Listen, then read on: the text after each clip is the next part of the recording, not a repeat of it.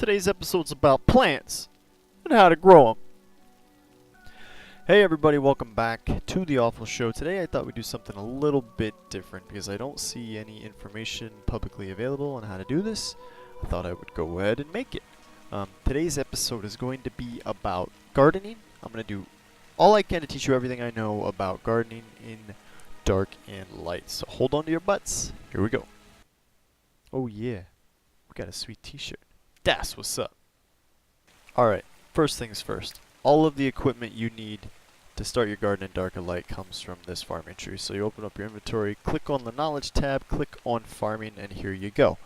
To increase this knowledge, harvest seeds from shrubs. You can do this by hand, but it's much easier if you go in here, hit your melee crafting button, and you get to level 3. So melee crafting, you harvest stones from boulders, everybody knows that. So you want this guy, Iron Scythe. You make one of these puppies, you run around, you whack a bunch of bushes. It's going to make your life much easier for leveling up the farming tree.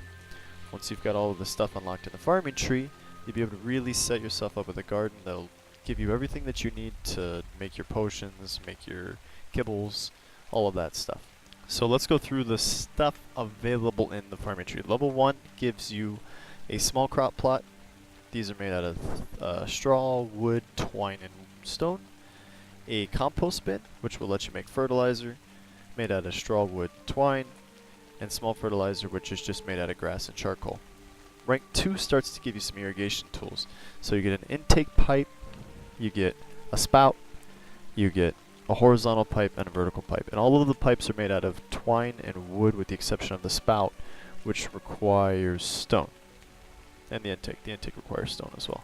So the level 3 gives you more options for your irrigation. It gives you a cross section so you can change the direction of the pipe. It gives you an inclined pipe, and it gives you a water jar. So the water jar will collect rainwater and let you use it to irrigate your crops. And if you built in a place where you don't have access to a water source coming from the ground, this is the only way, besides taming a water elemental, which we'll get into later, this is the only way to irrigate your crops. Rank 4 gives you a medium plot and medium fertilizer. Medium fertilizer starts to bring rotten meat into the equation, which is easy to get. Rank 5 gives you the large plot. The large plot is really the milestone that you're looking for to set yourself up with a good garden. The large plot lets you grow certain seeds that only grow in a large plot. And, of course, large fertilizer, which requires magic shards. I personally never make these. I think that they're too expensive, and they're not worth it when you can spit out a lot of medium at a faster rate. And then rank 6 and rank 7 give you stone pipes, which require ground stones. They require copper bars. I personally don't use these, but I play on a PvE server where nobody's going to ruin my stuff. Alright, so your first step is to set yourself up some foundations with crop plots on them. I've made one crop plot of each size here, just to show you the differences. So, the first one was small, that one's medium, and this one is large. So you can see large kind of takes up more than one foundation. And each crop plot is going to grow different seeds. So now that your crop plots are set, you need a water source. If you built your garden in a place that doesn't have a natural water source, you're going to need to use these water reservoirs to collect rainwater. So the water reservoirs will snap to pipes. So for demonstration purposes, I've made myself a cross section, 2 straight ones, a vertical one, and a couple of spouts. And I'll show you what we're going to do here. So we're going to lay a horizontal pipe on that puppy. We are going to put a cross section in right there. And if these don't line up perfect, that's okay. And we're going to put another horizontal there.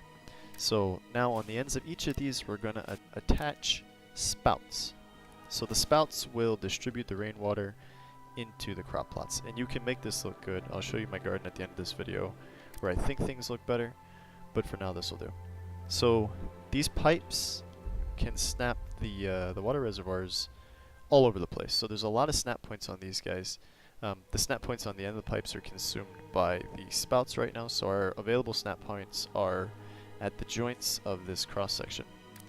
And another thing you can do if you're trying to cram more of these pots in with limited space is you can build up.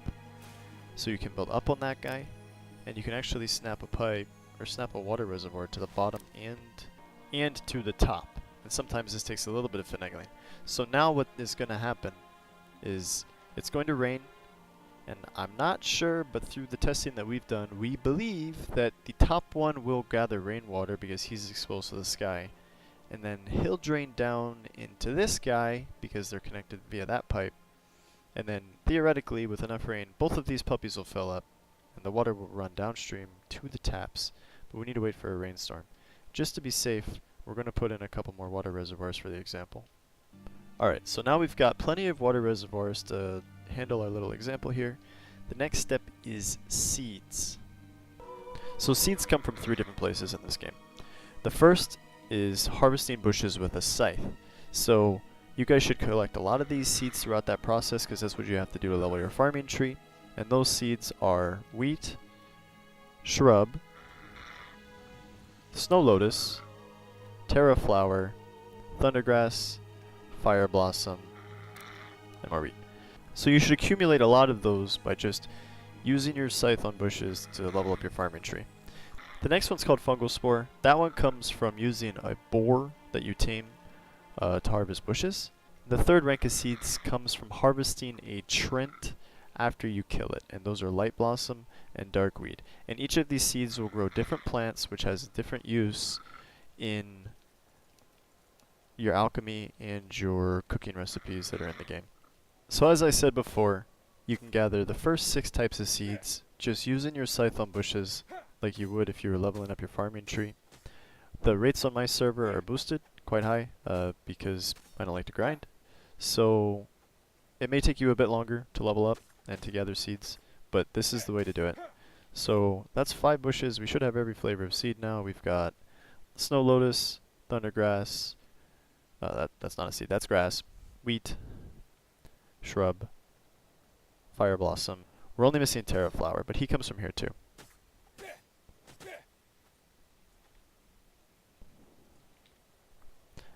And terra flower from the bushes as well. Alright, so as I was saying before, the second method for gathering plantable stuff to get your fungal spores is to bring your boar out here and hit some bushes. Alright, so it didn't take long at all. Now our boar has fungal spores. We can use these to plant and grow mushrooms. So the last place you're going to find your seeds is on the bodies of one of these guys. This is a Trent, just found one walking through the woods. So we're going to kill him up, and we're going to harvest his body with our sickle. Alright, so the Trent is dead thanks to our good friend Larynx. Those guys do hit pretty hard, so you can choose whatever method you prefer to kill them. I like the Griffin because he's stupid strong. So we're going to harvest his body with our pickaxe, and as you can see there, we are getting both light blossom and dark weed seeds. I know I said sickle earlier, but I don't think that actually works. Oh yeah, it does. Okay. So you can hit him with pretty much whatever you want. Yeah, so axe, pickaxe, scythe are all going to give you the seeds that you want off this guy's dead body. So now you have your seeds and you're ready to start planting. You'll notice if you go and look at the tooltip for each of the seeds that they will tell you if they require a specific size crop plot to grow. So the terra flowers, the fungal spores, the light blossoms, the dark weeds, the snow lotus, the fire blossom, and the thundergrass all won't work in small plots. So small plots are only going to take wheat and shrubs. So you pick whichever one you want. You're probably going to grow everything in your garden. So put those puppies in there. Our medium plot is going to take everything that the small plot took, so he'll take shrubs or wheat if we want him to, but he'll also take fungal spores.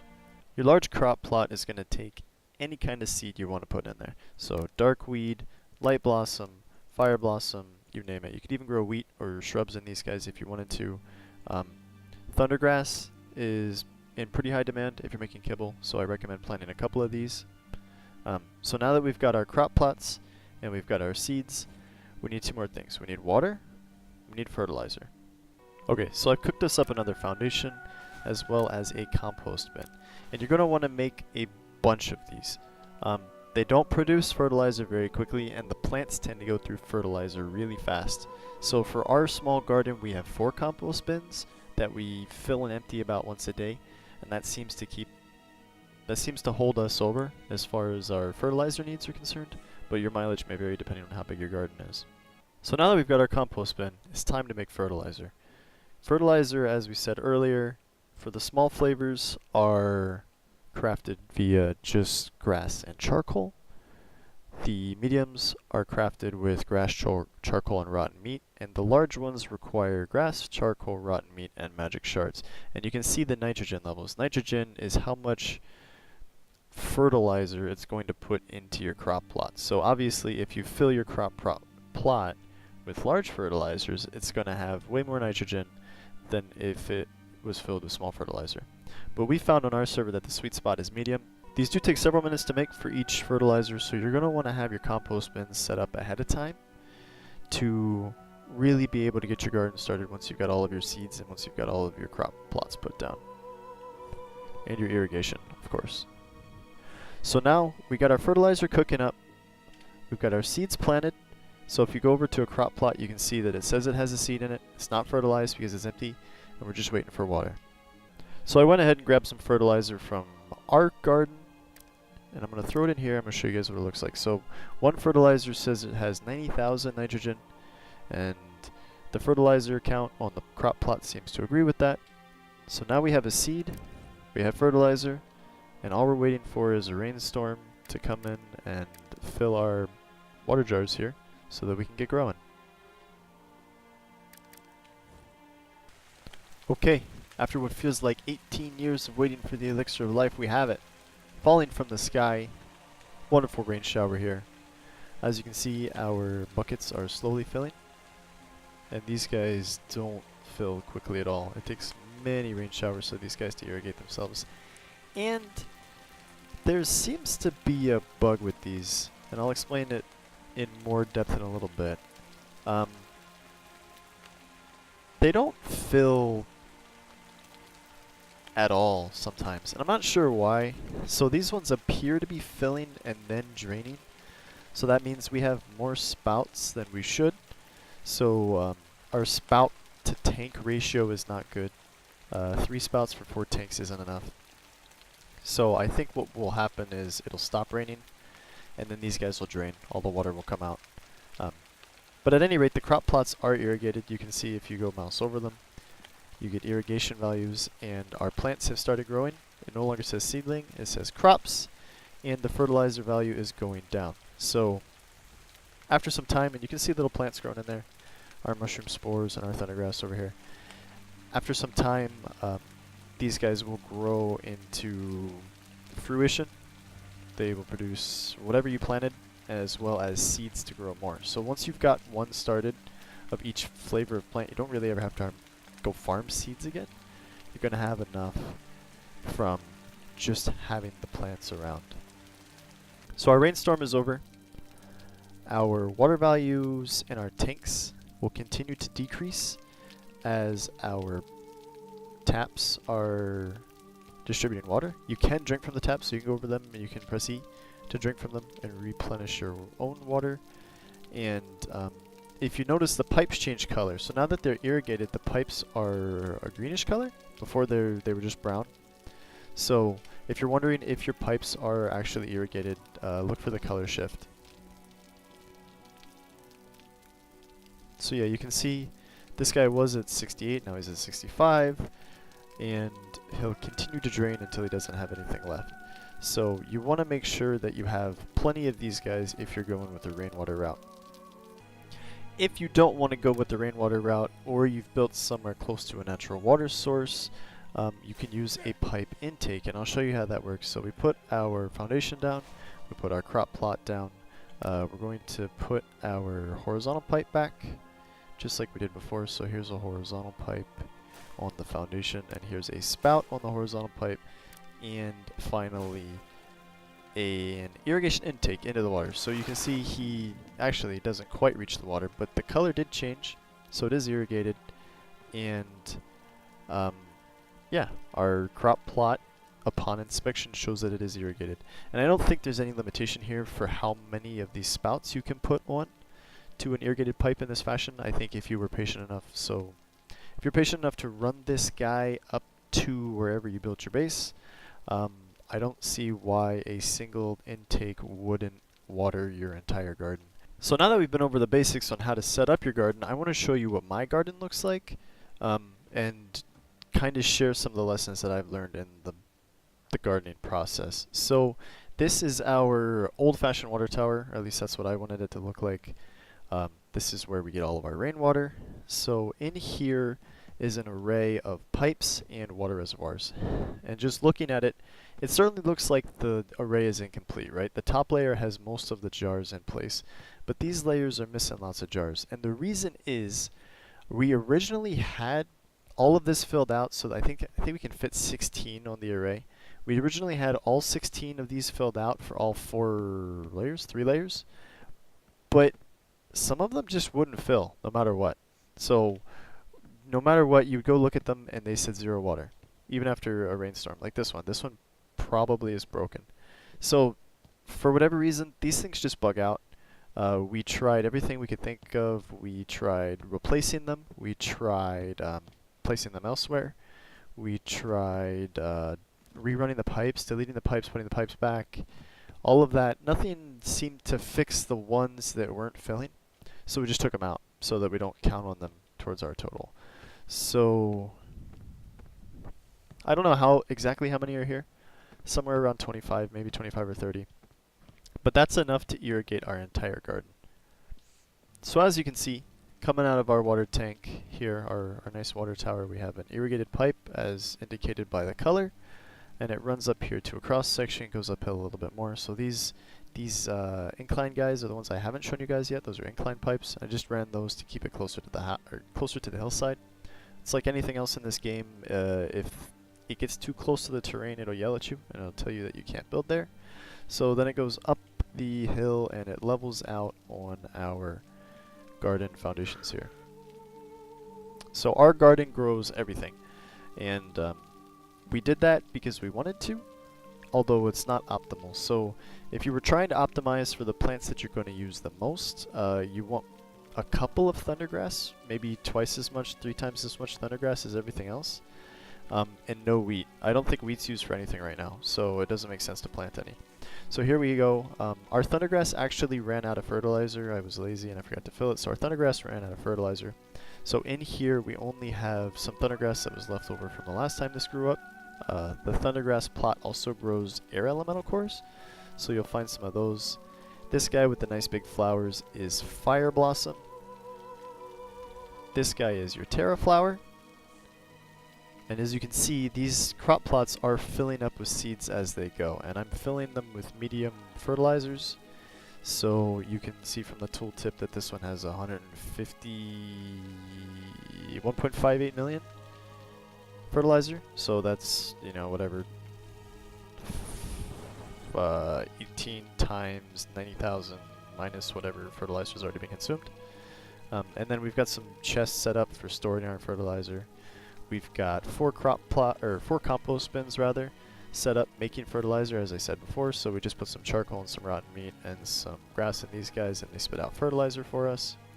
Over here we have a thundergrass that's completely grown. So as you can see, thundergrass seeds. We've got thundergrass in full glory here, and then these guys are light blossoms. This guy is darkweed, and this guy is snow lotus. And our snow lotus also died because I was lazy, and I just replanted it today.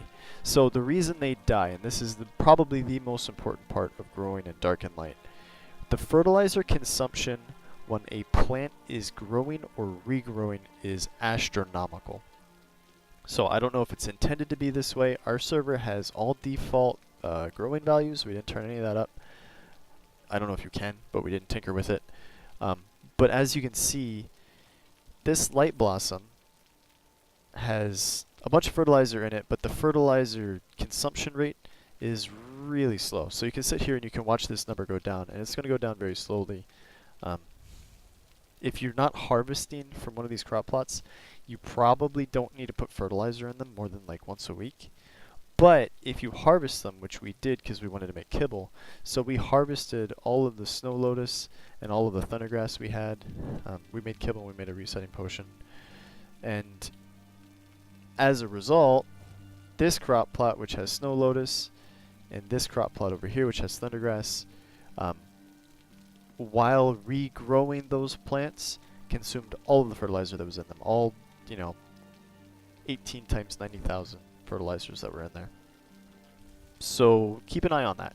If you're growing new plants for the first time, you want to have a ton of extra fertilizer on hand, and you want to be there to refill them so that they don't die. Once they fill up with, once they fill up and they start growing their plant and their seeds, they don't take as much fertilizer to maintain. And the only time you're going to need to put a lot of fertilizer in is when you take this guy out. So if I was to take this darkweed out and it started all over and it started growing lots of more darkweed, then the fertilizer consumption goes through the roof. But as long as you have them full and you have the plants that they're growing still in their inventory, the fertilizer consumption is pretty low. So in here we've got some mushrooms. These guys are the shrubbery. No, these guys are wheat. So we've got 4 mushrooms. Mushrooms are pretty useful, so we put 4 of those. We've got 2 sets of wheat, which I don't think is used for anything right now. And then shrubbery will grow you cooking herbs, which are used to make some of the kibbles, and luck clovers. So luck clovers are used for mystic feed, I think. So you probably want a bunch of those. The luck clover growth rate is pretty slow. I think we get about 1 a week from each crop plot.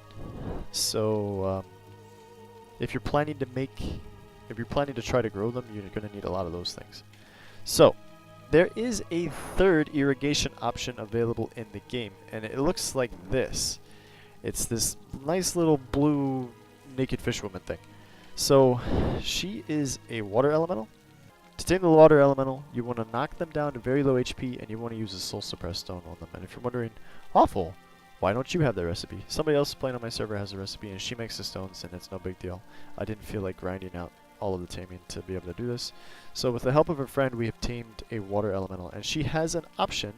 If you go over to her and you hold E, you can turn on irrigation. You can also drink from them, which is kind of weird.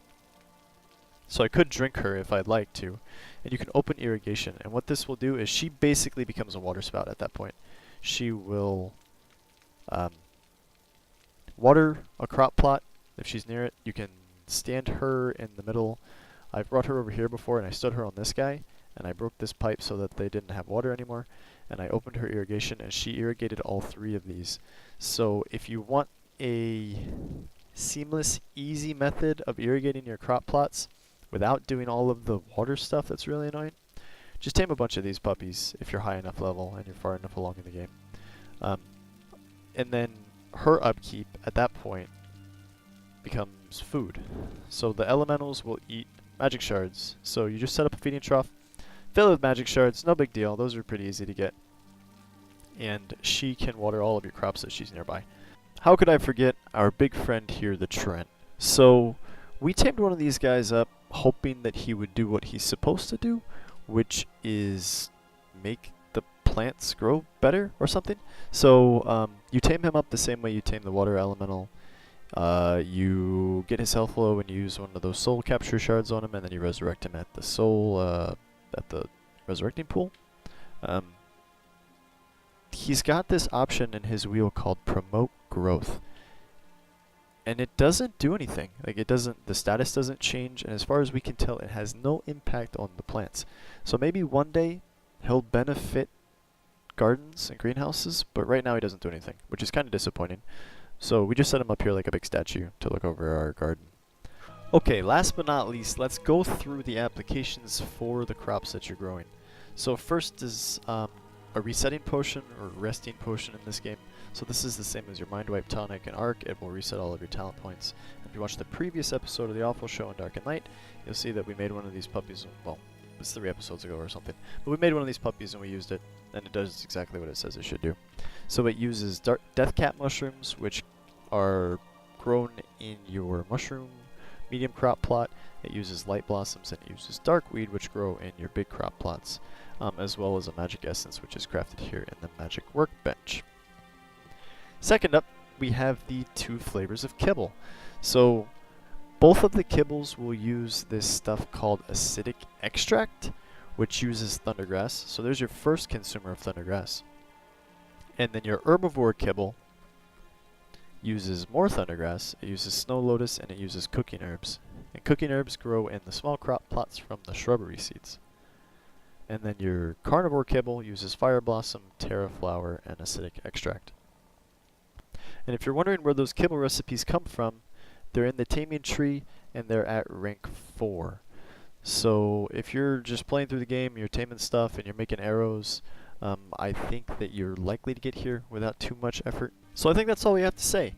We went through how to set up your crop plots, how to set up your water, how to get your fertilizer pumping out, and what all the plants are used for once they're grown. If you guys have any questions about the stuff that we went over in the video, please let me know. I'm happy to help and confuse you further, probably. Thanks everybody for tuning in. I don't make these sorts of videos often, but I thought this one was warranted. And if you found it helpful, you know, for sure let me know what you thought about it. Yeah, thus concludes our first serious tutorial on the Awfl Show. I hope you guys had as much fun as I did. Thanks for tuning in. Don't forget to subscribe, and if you do like the video, the single best thing you can do to help me out as a content creator is to share it with other people. So, without further ado, that's all we got. Thanks for tuning in. We'll see you next time. Peace, love, and video games. Bye-bye!